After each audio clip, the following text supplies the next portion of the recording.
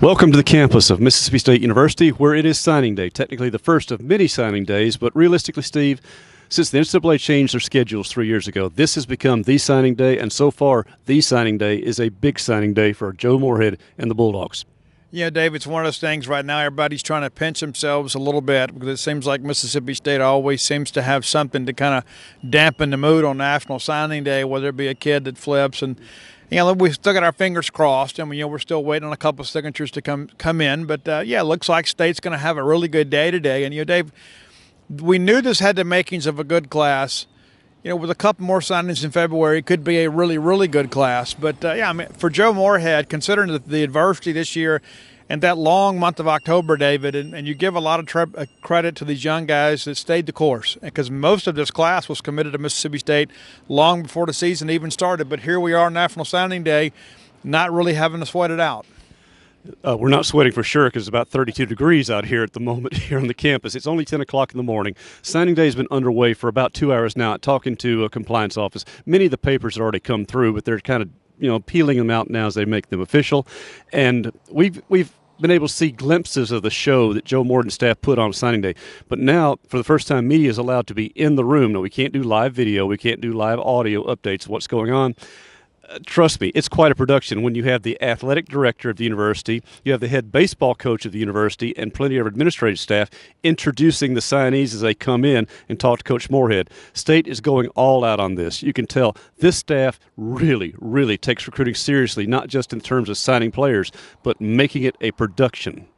And not only that, too, to add to that, at the schools themselves, they're all part of the presentation with the FaceTiming event, and had a couple of recruits kind of flip the screen around so Coach Joe Moorhead and the rest of the staff could see all the attendees there.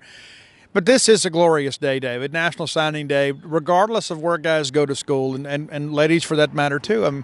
Anytime that a student athlete in the state of Mississippi and elsewhere has the opportunity to pay for their college education through their athletic ability, it is a tremendous thing. And thankfully, Mississippi State's been able to keep many of the best prospects in the state of Mississippi within its borders and headed to Starkville this year. But this is a day of celebration, and for the first time in a long time, I think Mississippi State fans can kind of breathe a sigh of relief.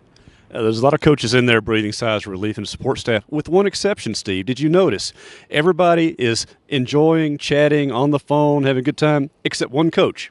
He's actually back there working on game plans for Louisville, the Music City Bowl. Bob Shoup just never stops working. It's true, David. It's funny you mentioned that. David got here a little before I did, and everybody else has a plate full of breakfast, and he's over there, chomping down on a Louisville tape. And that just goes to show you, Dave, there's not a moment wasted at this level in the Southeastern Conference. Yes, some other guys are enjoying the party and the festivities, and they're relaxing a little bit, but there's your defensive boss trying to find a way to kind of crack the code to get that Cardinal offense slowed down a little bit. And so I think that's an interesting aside, too, when there's so many other people today that are kind of taking essentially an in-house day off because the hay is in the barn when it comes to recruiting, and there's Shoup in the back there working towards the Music City Bowl preparations. And I think it also backs up what Coach Moorhead told us this past weekend, and we expect to talk to him both this afternoon about the signing class and again on Friday when they wrap up Campus Bowl Camp. This bowl is critical to the Bulldogs. They want to win this bowl. They want a winning season. They want to erase some of the memories of last year's Outback Bowl showing. They want to build on the momentum they have in winning 3 games in November, including the Egg Bowl, and carry that on into 2020. Let's talk about the 2020 signing class some more. When we walked out of the room, something like 10 guys had come. You said that you and Paul Jones expect about 22 to be in the final class today. Yeah, we do. We expect them to hang on to the guys they had committed, and then to add Brandon Ruiz, the Arizona State grad transfer kicker, and then add DeCamerion Richardson, cornerback out of Bossier City, Louisiana. Very similar to that long, lanky corner that it's become so in vogue as the field corner now with these spread offenses. You've got to have guys that can run, but you've got to have guys with length. And so that's a good get for State. John Carice Patterson's a long-time Mississippi State commitment. We have long since said we didn't expect him to sign today, and we don't. But that'll be an adjustment that we'll make on the commitment list. But by and large, 22 commitments. That'll leave you 3 spots left for February, and I believe State will chase an offensive lineman, an outside linebacker, and then a best available. That could be another lineman, another receiver, or an outside linebacker, just kind of depend on what's available. And, of course, we'll ask Coach Moorhead that this afternoon at his 2 o'clock press conference about remaining holes, what he's plans in February. I certainly hope to ask him about graduate transfers. I know there's a lot that's going to happen because the next few weeks in college football, you're going to see tons of guys entering those portals and make themselves available. So he won't be able to say much on that, but I kind of give an idea of what he's thinking in big terms there. Steve, give me 2 guys in this class you sit there and say, these guys will make a difference on the 2020 football team. That's a great question, and I think it starts with Jordan Davis, defensive end out of Colin Community College. He is a guy that brings an instant pass rush. And listen, State struggled at times this year to get a lot of push with their front four. He changes that. He is kind of a Montez Sweat type guy, actually a little bit thicker and stronger, maybe not quite as quick twitch as Montez, but he will have a similar type of impact. And I expect him to go on and play in the National Football League at some point. He was a former Under Armour All-American, signed with Alabama out of high school, and then is now going to be a Mississippi State Bulldog. And after he committed, some people were a little skeptical. Said, well, he's been committed to a couple different schools. Never gave State any worry, never visited anywhere else. Very excited to have a second chance. And on the offensive side of the football, wide receiver Malik Heath. Dan Mullen and Billy Gonzalez made it interesting in the final hours, David. Really, really did. But Malik's going to be here. He signed with State out of high school, went to Colin. He's had a good couple of years there. And it's really kind of more of a balanced offense. He'll have a quarterback that can get him the football up here, so we'll see what he can do. But State needs Malik Heath to show up ready to go and be a difference maker in this offense because that's a position of need and has been for the last few years. I know you and Paul said that compared to recent years, the night before signing day was pretty calm in most regards. However, there was some bad news involving a current Bulldog that you can give us an update on. Yeah, actually a couple Bulldogs, and a lot of this all unofficial right now too, but J.P. Purvis and DeMonte Russell, Mississippi State players involved in a pretty serious car accident, along with another Mississippi State student. We won't disclose that name.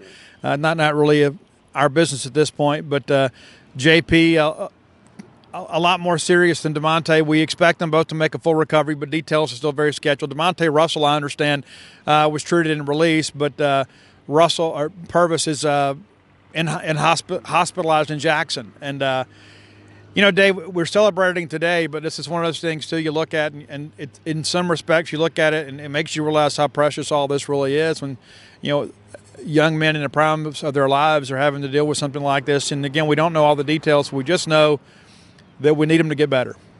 So a lot of thoughts and prayers in Bulldog country, and for that matter, all Southern football fans, about a couple of Bulldogs who suffered an accident this past evening and a fellow student in serious situation as well. So, again, maybe a little damper on the day in that regard, but big day for Bulldog football recruiting. Of course, practices continue for Music City Bowl camp. We have 2 more days here on campus. Well, 3, I believe. They'll work on Saturday, but we talked to Moorhead on Friday to kind of wrap up his comments on it.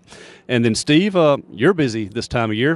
Christmas season's coming, and you have the perfect gift for a late Christmas present pickup idea for your Bulldog fans out there, or for, your favorite Rebel out there. Well, I mean, depending on, cash is always great. But if you want to go ahead and spend the money and put in the effort, obviously, Starkville has been great. And I'm going to be signing books basically for the foreseeable future. In Starkville, today I'll be at the Lodge from 1 to 4, Maroon & Company from 5 to 7. Tomorrow I'll be at Book Martin Cafe downtown from 5 to 7, probably closer to 4 to 7. And then we'll have a weekend round of signings where I'll be back at the Lodge and Campus Book Mart and other places. And so I'm going to be in Starkville taking care of the hometown crowd here. So if you're going to be shopping in and around the Golden Triangle, please come by and say hello and pick up a few books for every Bulldog on your list. And for maybe some things you don't like out there that need to read about the history of Mississippi State and some of the great Bulldog heroes at the expense of our regarded rival up the road. Speaking of them, they probably have an interesting signing day going on themselves, but we've seen these transitions before. When a new coach comes in, things happen. So everybody out there is going to be keeping score, comparing notes, but what comes down to is Joe Moorhead and staff are getting guys they want to play for Mississippi State and feel like they will fit in this offensive defense system.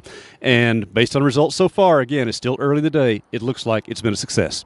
David, that's true. And, and we've been through this before with the transition. That's the thing. You look back when Joe Moorhead got hired, for the most part, this staff, and especially guys like Brad Peterson, Rod Gibson, really held this class together. And listen, anytime that you have a coaching change, more times than not, that particular recruiting year is a wash. I mean, you almost have to just kind of throw it away. The problem with that is at some point you got to go take the field with those players. And so in this unforgiving league, when you have a slack year in recruiting, you take some nights on the field. And so thankfully that's not Mississippi State this year. And we'll kind of move forward, and hopefully you begin to kind of stack some of these top 25 classes together and put a good product on the field, and hopefully you don't have to make a coaching change for a while.